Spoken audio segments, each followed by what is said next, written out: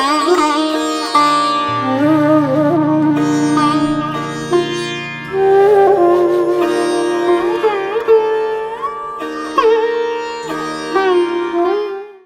राम का प्राकट्य अयोध्या में हुआ।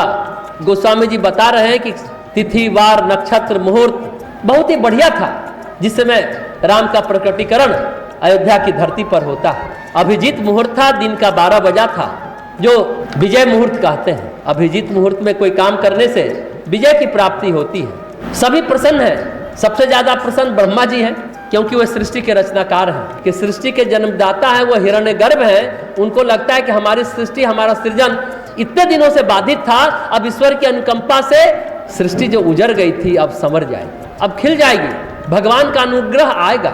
नाग, यक्ष, गंधर्व सभी प्रसन्न हैं। ब्रह्मा जी सोचते हैं कि सुकर्मों के सत्फल का समय आ चुका है, कुकर्मों के निवारण का समय भी आ गया है। तपस्या अपना वरदान पाने वाली है, सभी को वरदान मिलने वाला है। भगवान का अवतार सचमुच कामधेनु के समान होता है, कल्प वृक्ष के समान होता है, पारसमणि के समान होता है। ब्रह्मा जी सोच रहे हैं कि समस्त संरचनाएं अब परिवर्तित हो रही हैं।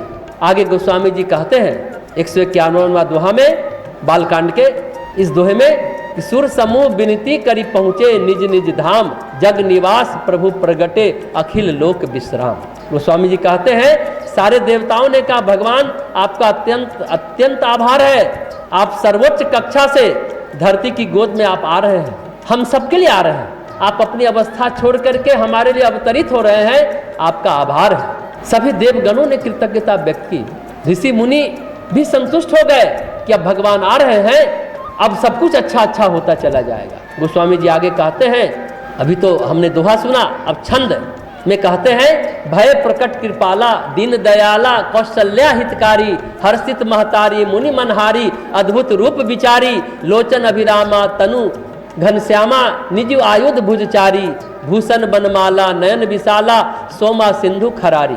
दीनों पर दया करने वाले कौशल्या जी के हितकारी कृपालु प्रभु प्रकट हुए, मुनियों के मन को हरने वाले, उनके अद्भुत रूप का विचार करके माता हर्ष से भर गई। नेत्रों को आनंद देने वाले मेघ के समान श्याम शरीर था, चारों भुजाओं में अपने खास आयुध धारण किए हुए थे, दिव्य आभूषण और बनमाला पहने हुए थे, बड़े बड़े नेत्र थे। इस प्रकार शोभा के समुद्र तथा खर राक्षस को मारने वाले भगवान प्रकट हुए। गोस्वामी जी आगे फिर छंद में कहते हैं, कह दुई कर जोरी स्तुति, तो ही के ही विधि करो अनंता, माया गुण ज्ञान तीत अमाना, वेद पुराण भनंता, करुणा सुख सागर गुण आगार, जे ही गावही श्रुति संता, सो मम हित लगी जन अनुरागी, भयु प्रगट श्रीकांता। दोनों हाथ जोड़कर माता कहने लगी, हे अनंत, मैं किस प्रकार तुम्हारी स्तुति करूं?